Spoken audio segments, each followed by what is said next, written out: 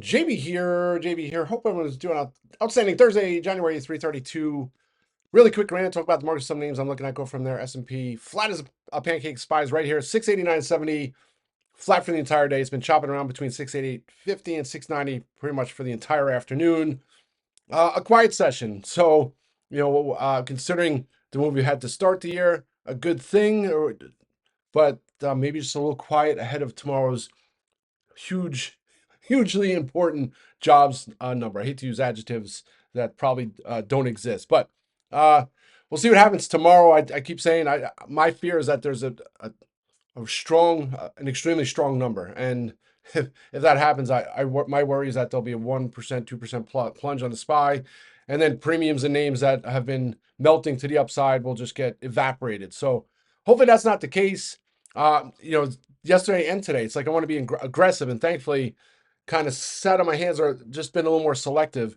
Because, like, for example, Frog, I was looking to get Frog calls yesterday, and Frog looked phenomenal, had an upgrade, and boom, that thing's down 6% today. No news, no catalyst, right? And there were names this morning in the pre-market. I was looking at the Roblox, Duolingo, AppLovin, a lot of names in the software space, all getting pummeled, and Palantir's even getting pummeled today. And downgrade. There's no catalyst that I could see, no news event. Those are the ones that fear me the most. Those kind of moves, but.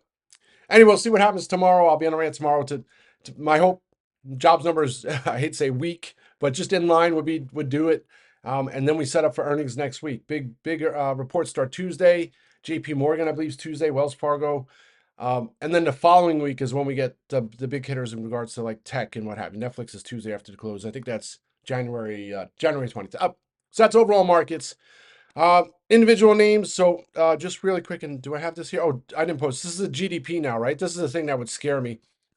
Gosh, I remember looking at GDP now back in April, and you had all these analysts calling for a recession. GDP now would be positive, and I'm like, wait a second, someone's got it wrong, right? Either the analysts are wrong, or the folks who actually forecast the numbers are have it wrong, and they were correct or not wrong, and the folks Goldman Spectacular and all these other analysts who were out calling for a recession, obviously it was proven wrong. And I think some of it was they were looking at I would say the base case. They were looking at the worst case scenario, that the tariffs that were put on the table at Liberation Day were going to come to fruition, and that wasn't the case. And it's funny, there's not much of a talk about tariffs anymore or the deals. Everybody's been talking, where are these deals with all these countries? No one talks about that anymore, right? We're on to the next possible flood event, right? Venezuela over the weekend, that's going to crash the market. So, joking aside, if there's something that worries me, it's these GDP now numbers. That it's like that's a huge number, right? So, yeah, two worries. One is like, is the market already pricing that in? So is it, so that's one concern I have. If the market's already pricing that in, then any kind of little weakness, then things are going to tumble, right? And then the other side is, hey, maybe everybody's got it wrong, and it's going to be a huge number. So we'll see. Just something to watch. All right, so that's overall markets. Individual names. I talk about harvest days. I wish today was more of a harvest day, but I mean, take a look at SERV Robotics. I think SERV started the week at $10. Did it start at $10? So today is Thursday, 13, 12, 11. It might have been right around the 10 handle. Remarkable stuff. SERV is up 51%. I didn't pull up the most recent. I could do it right now. I just don't have too much. I don't want to waste too much time on it. Uh, but it's monster run, right? And do I have my little? Of course, I don't have my little. Come on, man. I don't. I don't have my. Come on. What is this doing this? Sorry about that, folks. I don't have my little clip, but Jensen did a little shout out on SERV on the CES Monday afternoon. And he pretty much just said, "Wow, SERV hooked up with Uber, great company," right? That's pretty much what he said. SERV is now up 49.4% year to date. So remarkable stuff. This is some of the reason why I hate these short folks, because that somebody they're tantalized, they're drooling right now because they were out with that little short piece 2 weeks ago. I remember people were asking me in the chat room, "What do you think about this bear cave? $10, talking about robots being knocked over, and that's his bear cave, whatever it is." And here we are. You would have missed out at not one if you went short when he said to go short or whatever. You're out 50% to the upside, and then number two, if you had just ignored it or if you had a position you sold out, you're out 50% to the upside. So riddle me that. You could have went the other way, so I'm not going to sit here and be naive or arrogant to think that the market. To me, I just look at the stock. I think it's a $25 stock right now. Right, the valuation. You look at the multiples where it would trade just on its cash position, even at $25. It's a $1.7 billion company, growing 3,900% this year. Right, uh, remarkable stuff. And that's not to say that there's not more catalysts on the horizon. 310 million in cash. I can go on and on. Catalyst, partnerships, Uber, DoorDash. So, needless to say, hindsight could have held the rest of my 13 strikes. Those were 10 bags earlier. Uh, Lots more of the Marches at the open, just because, right? Close to 400%. And then I went and got some higher strikes. And those came close to being a double at times. They're still up 70, 80%. I'll just hold those into tomorrow. I just want to see it close over 13.75. We're sitting here 15.52. So to me, the next stop is 18 bucks. Call me crazy. So that's served. Great trade there. Happy to have that to start the year. Nice little chart here. That's that. Sorry about that. And then other names here, and I don't know why I didn't put my SSYS on here, but Stratasys. If you know the whole my stories, one of my favorite stocks over the decades, right? And one of these names that I think is underappreciated, undervalued.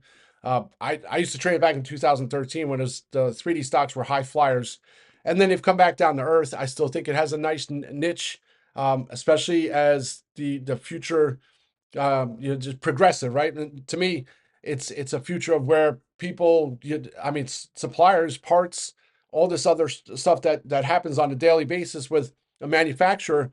When you have a product like SSYS has, where you'll be able to have to fabricate your own parts on the dime if you need them. It's just, there's much more of a bull case than just that. But always love the story. Trades at a heck of a lot better fundamentals than it used to.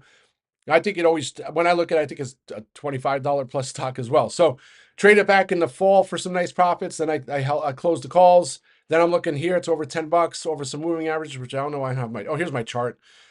Back over the 200-day moving average. I think it's a run and gun tomorrow. So also DDD's running. Not that I look too much at at DDD is kind of like a proxy for the other names, but all right. So that's that. That's SSYS. And am I still on here? I think my Thinkorswim is lagging. Okay. That's that. Other names, Sweet Green up another 4.5% here today. I make some jokes. It's 37% away from its gap fill in August at 12.10, I think is that level. It keeps going. So as long as it keeps going, I'll keep holding my February strikes. I'll look to cover some costs when it gets to 100%, ride the rest. Great trade there on SG. Not going to go too much around there. And then RH. And RH, I posted before, the implied move on RH is 10%. So the good thing, if you're in before the premiums go up, that's great, because then the premiums hold up on the calls. The bad thing is, if I don't know if it's priced in for the tariffs tomorrow. So you still have a $20.09, 90-cent implied move on the options expiring next week, right? And the next week strikes. So because of that, the premiums are pretty expensive. So I had the 240s for $2. Of course, in hindsight, maybe I should have held them, but those are only 2 by 295 now. I think I got them at $1.90. So it started to bounce from the lows. I went and got the 250s, closed some out to cover some costs for 60%, what have you. I'll just hold the rest into tomorrow. Not only that, I already made 600% on the 215s. 215s are they were $10 earlier today. Short off already just doing its patented afternoon pull here. 2:30, the stock is at 220. And now at 3:30, it's at 212. So frustrating. But you know what? That frustration has you exit a position at the end of the day only to see it go tomorrow. And then the worst part is those premiums have crept into the call. So it's like they'll pull you in the afternoon. You try and get it back in tomorrow, but the premiums are more expensive. So anyway, all right. So that's RH, been a nice one. Cardlytics. I'm not going to talk too much about Cardlytics here. Slow and steady to the upside here today. Great sign here. It's up 7%. With I'm going to try and put like a little quick post like I did on SERV Robotics together. Just other frustrating names today. SSYS, RH. I'm trying to think about SERV. I think that's about it. Coco was looking great, right? Do I have that up here? It was over 55 for the morning, and then gave back some of the gains, still up 1.2%. So still looking for that one to move. Unfortunately, it's 60 strikes, running out of time there. I think that's it. Look at Coin again today, right? It's one of those names. I don't know if I was talking about on a rant this morning. Same with Strategy. It's like I want to, at some point, he's going to bounce, right? And you look at Strategy is still up 3% today, but it's off its highs.